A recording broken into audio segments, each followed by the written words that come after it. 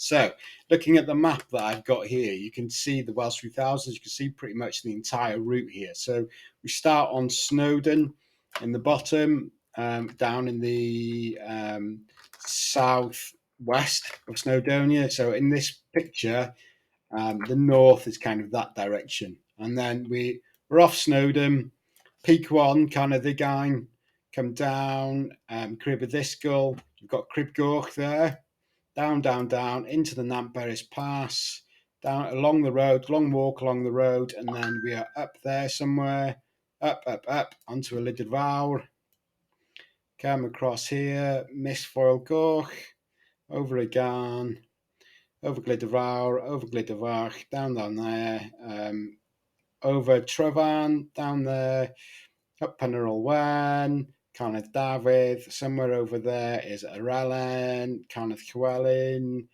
and then Foel Grach, Carnedd Gwenllian, and Foel Fras, and then down to the cars, wherever they may be. So you can see, looking at this, it's quite a snaking route, but just the topology or the topography of the landscape, this is the most efficient way to get your 15 peaks in. So I've been doing this Welsh 3000s for more than 2 decades now. I've done it loads and loads of times, more than I can count or more than I can remember.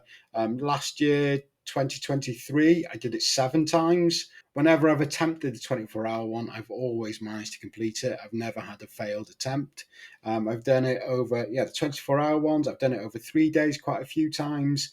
And a couple of times I've done the 2-day one, but I really don't like the 2-day one. So let's not get into that. So on this video, I just want to give you a little bit of an idea of what to expect on each section, and where people can sometimes come a cropper.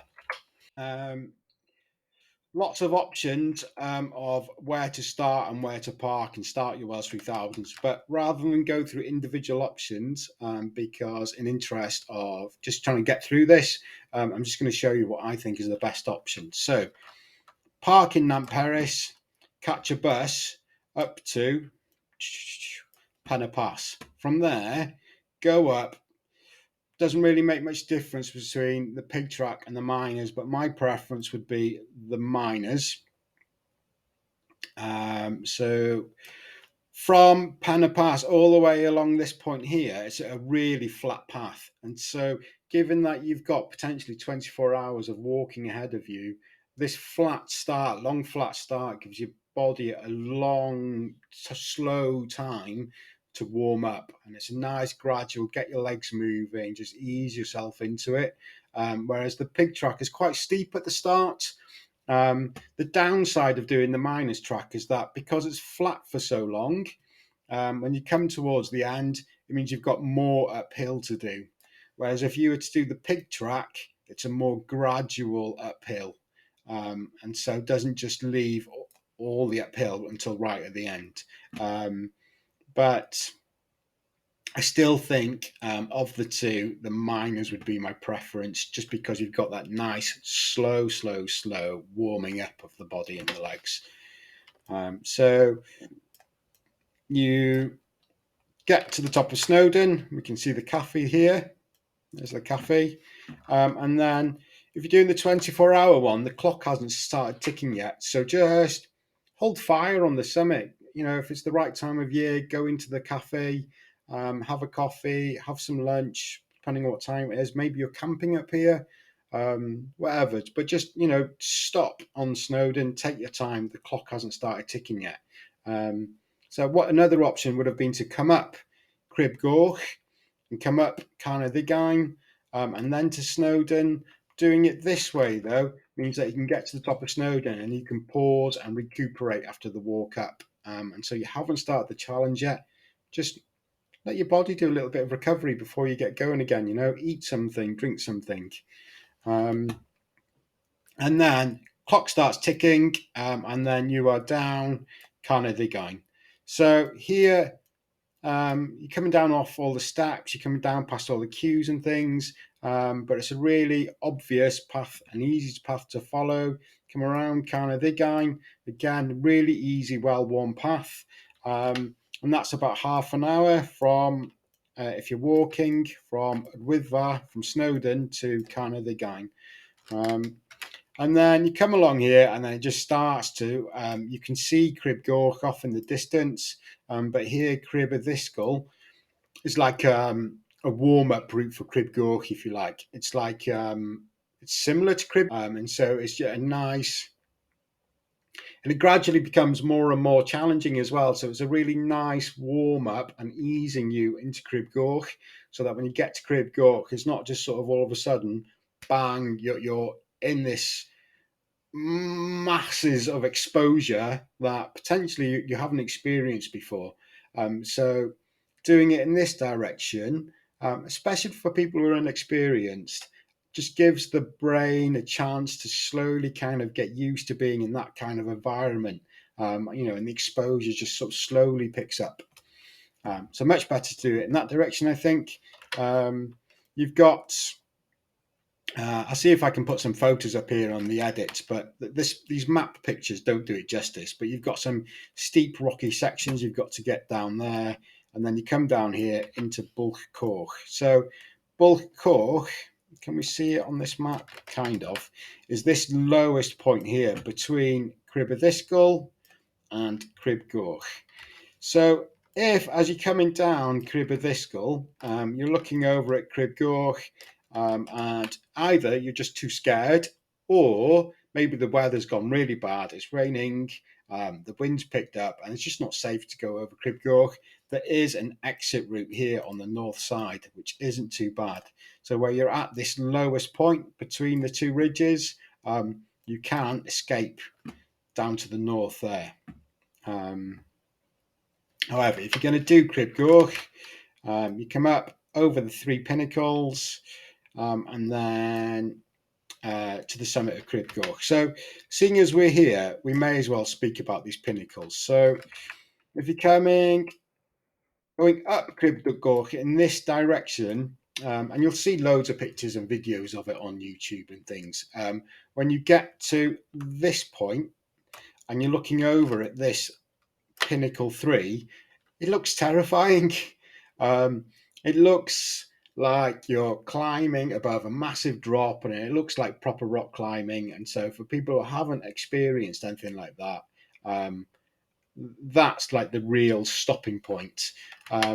Whereas if you're doing in this direction, I find that people don't really notice it. You come down that third pinnacle, and I'll always stop people at that point and say, just turn around and have a look at what you've just done for a moment.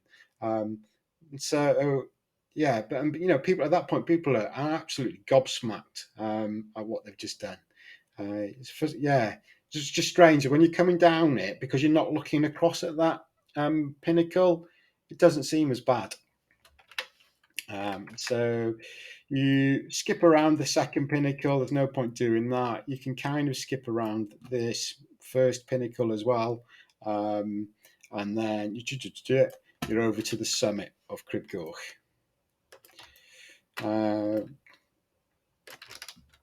You come off Crib Goch, still doing Crib Goch, and then we come down. Two options. Don't go that way. That's typically where you'll find all the tourists are all coming up that way from the Pennapass car park. That's like the main stomping route. But we want to take this north ridge, which follows this ridge here. And again, still quite spicy to begin with along here, but gradually, as you make your way along this ridge, it will slowly become more and more like a footpath. And then you come down this zigzaggy slope here, down through all this loose scree. So it is like coming down marbles. It is really loose, but it's all right. I quite enjoy it, to be honest. It's like running down a sand dune. Your feet kind of sink into the stones. And then from there, let's have a look. What would be the best angle to show you this from? And then from there, I take this route, pick up this stream. There is the option, you can off Crib Goch come down that way and down into there, but I find that this way is easier, and it also means that I can pick up the stream as well and just handrail the stream. So if it's dark or if it's foggy, you can pick up the stream and for the most part just follow the stream down, so less chance of getting lost. Still a couple of rocky sections as you come down through there, which is typically quite wet. It's but short-lived, so it doesn't take long to get through them. And then here it's always boggy, really wet. You get through there, you're going to have wet feet, and then you pick up a really good path, which you follow then down to the main road. So, yeah, just to recap, Snowdon, Crib of Iscle. If you want to bail in Bullcourt, you can do, go that way. Otherwise, over Crib Gorch, down the North Ridge, down through here. A couple of rocky sections still to do, really wet, down to the road. So I think here really is where what will make or break your Welsh 3000s. You can lose so much time coming over Crib of Iscle and Crib Gorch, but at the same time, you can make up so much time. So I have got an article on the website. I'll put a link in the description where if you choose what time you want to start your Welsh 3000s, it will automatically calculate at what time you should be arriving at each peak. And so in that, from experience of working with clients, typically, compared to what is a slow walking pace, I tend to lose about 2 hours on this section. So on the timings on the website, that accounts for those 2 hours you might lose here. But for people who are quick, as I say, it's a section of the walk where you can really make up some time. Anyway, you're down into Nantperis, absolutely motor along the road, Crib Gorch, food waiting for you in the car park in Nantperis. So there's the car park. I don't want to talk too much about logistics and what you'd have waiting for you there. Again, I don't want to make this too long a video, so let's move on. But there's your cache. You stop there, swap kit, new head torch, new clothes, dry socks, eat something, pick up snacks and things for the rest of your walk, and then crack on.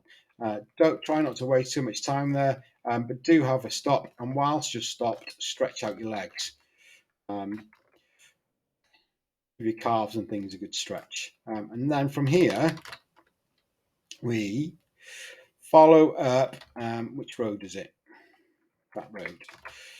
Up here, follow that road through here, along here, along here, along here, along here, along here, and then we go through a kissing gate, and we're following a footpath, and it's signed public footpath.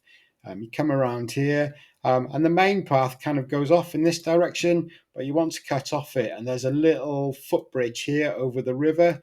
I think it's a metal one, and there's a kissing gate, so you go through the kissing gate onto the bridge. And you're following this path up a Lydyr Fawr. Come on, here we go. So this uphill, up a Lydyr Fawr, you get to this kissing gate up here. It's a bit wet and boggy in up here in parts. Eventually, you'll hit all these rocks on the top, and then you know you're at the top. So this uphill up to Lydyr Fawr is the biggest uphill out of the whole challenge, and it's monotonous. Quite often when you're going uphill, you can see around and you can see views, and it's enjoyable. But this walk up a Lydyr Fawr, the hill's in your face, and so you can't really see anything as you're going up, and it just goes on and on and on. It's a bit of a pain, but psychologically, this is only peak 4, so in your mind you can tell yourself, right, when you get to the top, that's the biggest uphill of the day, out of the way, done, and there, crack on. And so from here, really well-worn footpath, really easy to follow. Just keep following this. You will come to Foel Gorch. Foel Gorch, so you come down that way, along there. Foel Gorch isn't one of the 15, so when you get to here, there's a good path which goes up it. Don't do that. Foel Gorch isn't one of the 15, so we can just skirt around the side of it and cut out the hill. You'll get to a Garn as you're coming up here. False summits. There's it's quite steep up here, and you'll be looking up and you think you're nearly there, and then you'll bridge the top and you realize nope, it still keeps going, and then again, and it still keeps going. So false summits coming up here, but a really, really easy path to follow. And then particularly this bit here, you can really motor along there. It's really nice and flat and grassy, really easy, like dirt track to follow. So in terms of navigation and things, it's hard to go wrong. No obstacles whatsoever. Just motor along there. Um, However, this uphill here, up Glydderfawr, you can't really see it in this map, in the 3D map, but I think that is the most difficult uphill of the whole challenge. Really steep and on loose rocks. Where in my early years of doing the Welsh 3000s and trying to get a good time, it would typically be there that I hit a bit of a wall. And so through experience, I've actually learnt to, on a garn, stop on a garn and eat something substantial. Um, so that way, as you're coming down off a garn, that food has got time to sort of sit in your belly, start digesting and things. And then when you get to this hill at Glydderfawr, you've got that energy in your body. It's already, releasing its energy and fueling you to get up this hill. So eat on a garn, something substantial. Um, and so, really nice and easy paths to follow along there. However, when you're up on the glidders, it completely changes character. Now it gets really rocky, and there isn't really a path to follow, and really easy to get lost up here. So, take your compass bearing and walk along the ridge. Along here, there isn't really a path. You can pick out little vague bits of path, but they quickly disappear. So don't get lost up there. It's all really rocky underfoot, like walking on pebbles on the seaside. Yeah, on all the cobbled seasides. It's like that. For a little while here, it becomes a good path to follow, and then you get to Castell y Gwynt. This won't do it justice, but here around Castell y Gwynt, come down this path through there, and then on this map we get going to there. It looks like there's a bit of a path through there that isn't really. So this is a big boulder field. Again, I'll see if I can put up some photos in the edit. But this is a big boulder field, and it means climbing over the boulders and just trying to pick out the most efficient route through here. But that I've drawn is the most efficient route. And then, come on, do what I'm asking you to do, map. There we go. And then we've got Glydderfawr here. So again, up here on Glydderfawr is notorious for people getting lost. There isn't. It looks like there's a good path on here, but yeah, just absolutely notorious for people getting lost. And then here, so we come down off Glydderfawr. And we want to take this steep scree slope here, down there, down there, down there. So whenever I'm guiding, I'll always carry a rope with me. The only time I've ever had to use the rope for Crib Goch is when it's been really wet. So that earlier, the steep bits on Crib Addysgol, just to help people down that bit. However, this bit here, coming down here, is where I've had to use a rope more than anywhere else. There is a reasonable path down there, but it's really loose, and a tumble here could have quite severe consequences. It's big, sharp rocks everywhere. So take your time down that. And then we are, so you can see that scree slope here. Careful not to get onto that ridge. You'll end up on Bristly Ridge. There are other ways you can take a longer way around there, and then come back on yourself here and avoid the scree slope. But it's quite a detour. So just coming down that scree slope is the best way. And then we are up here onto Tryfan. Again, really rocky on Tryfan. You're clambering over boulders again. It can be easy to lose your way on Tryfan. But, on this side, just make sure you're going uphill. And eventually you'll arrive at Adam and Eve. Can we see them on here? No. Okay. Then Shortly after the summit of Tryfan, you come down here. You want to pick up what will be on your left, this gully. You come down that gully. It's scant, it's steep, it's rocky. The picture doesn't do it justice, but that is the most efficient way down. So come down there. You'll eventually pick up a good footpath down here and into wherever you've parked your car again for another meal and another pit stop. How am I doing for time? Not sure.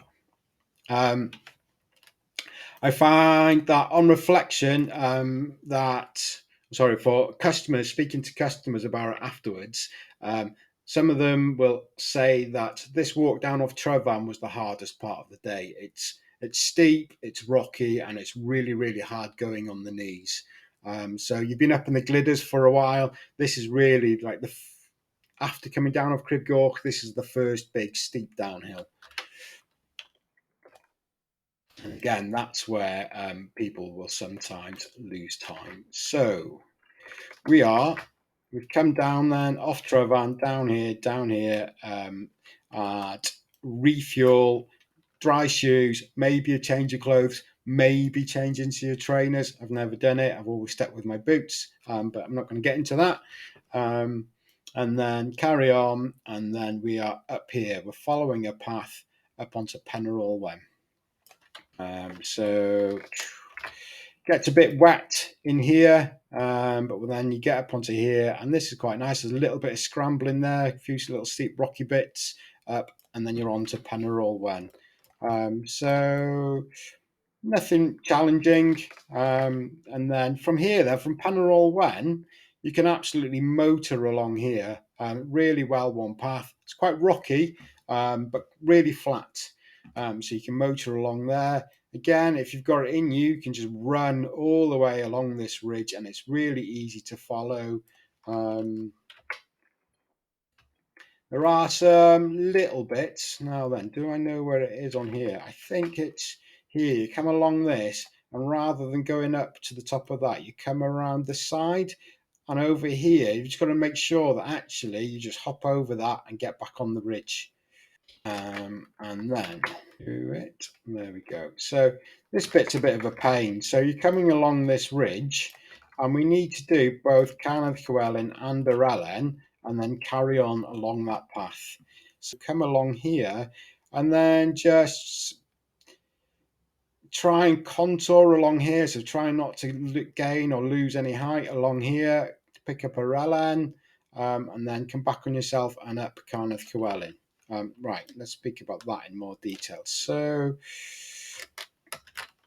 can't really see it on this map, but as you're coming along here, there's a little bit of a path to begin with, but it quickly disappears. But eventually, you've got to come through this rocky bit here.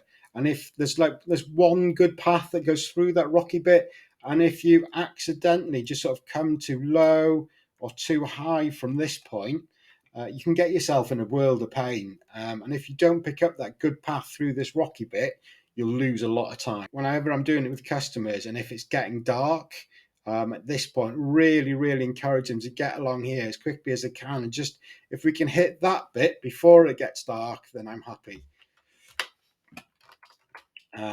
So yeah, there's like one decent path through that, and you really, really need to pick that up. So that's, if you're going to do this by yourselves, worth going and checking that out in the daylight. And then you come over to Yr Elen, you get there and you realise we made all that detour for this. Yeah, it just seems like a little bit of a blimp. And then you come up here, really steep to Canad Llywelyn. And this bit here is probably the second most difficult uphill of the whole challenge.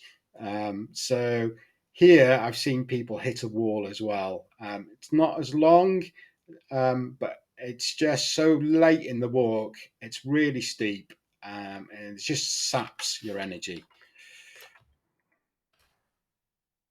Here, though, we are on Canad Llywelyn, and Canad Llywelyn is the second highest mountain in Snowdonia after Snowdon. And so from here, psychologically, you're on, let me think, peak 12. You've got 3 peaks to go, and you can tell yourself, effectively it's just downhill from here. You're at the highest point, and so everything from here is mostly downhill back to the car. Um, and it is from here, from Carnarvon Llewellyn, it's all pretty flat. Um, you've got to be really careful as you're coming off Carnarvon Llewellyn to go in the right direction, though. Um, the top of Carnarvon Llewellyn, it's quite easy to get lost up there and kind of go off into some really gnarly terrain. So be careful coming off Carnarvon Llewellyn. Um, in fact, all along here now, the paths kind of disappear. And so navigation along this bit is a little bit tricky. Um, but if you know where you're going, you can really motor along here. It's really flat, really flat. Foil Grach, there's a little shelter on there. It can be nice to go into that shelter. It's got a roof and a door, and just have a bit of a recoup. Here, really easy. You're starting to pick up paths again.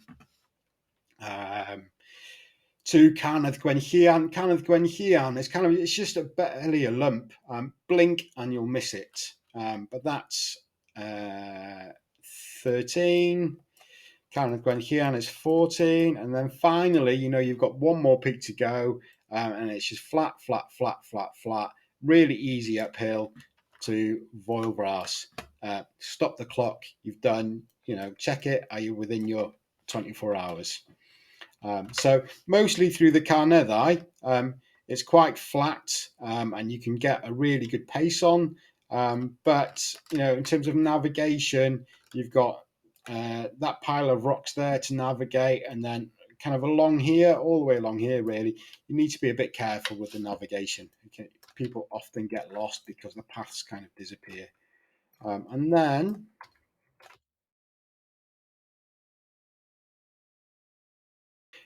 we come down off Foil Vras. So one option is down to the reservoir and along that road. If you're using the other car park, my preference is to come um, along here, and then to come down this ridge over Droskell. So it can be, as you're coming down off Droskell,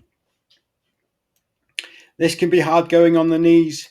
Doesn't look like it in the picture, but it's actually quite steep. And at the end of the day, the walk down from, it's worth mentioning, sorry, I want to hurry this up, but it's worth mentioning that this walk down from Voilbras back to the car, in my experience, is the most difficult part of the challenge. I'll always say to customers when we get to Voilbras, Voilbras isn't the end. We've still got a long way to go to get down to the car, but invariably, people get to Voilbras and I just think the excitement and the anticipation of racing against the clock, people get there and they're like, yay, I've made it. And just the adrenaline wears off.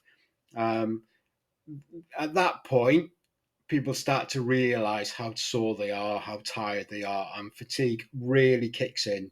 And every time, this is where people have struggled the most. I think because it's downhill as well, it's painful. You've been going a long time, all your joints are really sore. You're really tired by this point. You probably haven't slept you've missed a night's sleep.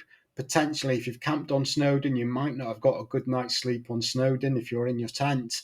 So potentially at this point, you've missed out on 2 nights sleep.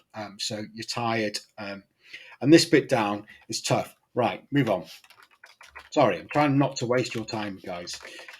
So, yeah, they're here. That's a steep ridge. It doesn't look like it in this picture, but it's a steep way down. If your body's feeling all right and if your knees are up for it, that's the quickest way down to the car. And that's the shortest route of all the options back to a car park. And that's the one that I would try. If you get to this point, though, to here on Droskell, and you find that actually your body's really sore and you can't face another steep bit, this here is a really good path. It's almost like a forestry track. The roads you find in the woods, really nice and gentle, and that's an easier path to follow. However, this is uphill, and as you can see, the distance is greater. So preferably take some painkillers, come down that way. Right, let's wrap this up. So, time is precious. I don't want to take up any more of your valuable time. So, this was a very, very quick rush through, gone through as quickly as I can. We've mentioned some of the dangers, Cribgoch, really brushed over Tryfan. Tryfan's not to be scoffed at. Some of the navigational tricky areas, bits where you can pick up pace, bits where you need to slow down and take your time and be a bit more careful. However, there is so much more to think about. Logistically, there's a lot to think about. So rather than put it in this video, it's all on the website. So there's a link in the description. Head on over to the website. All the information is there. There's no like sign up. There's no paywall, anything like that. It's just on a publicly open page that anybody can read. So head on over there. So things like what to eat, where to park, timings to get from peak to peak, all that good stuff is all on the website. So head on over to that. And then wrapping this up, usual YouTube stuff. If you found this helpful, give us a like. If you want to see more Welsh 3000s content, subscribe. And thank you for listening.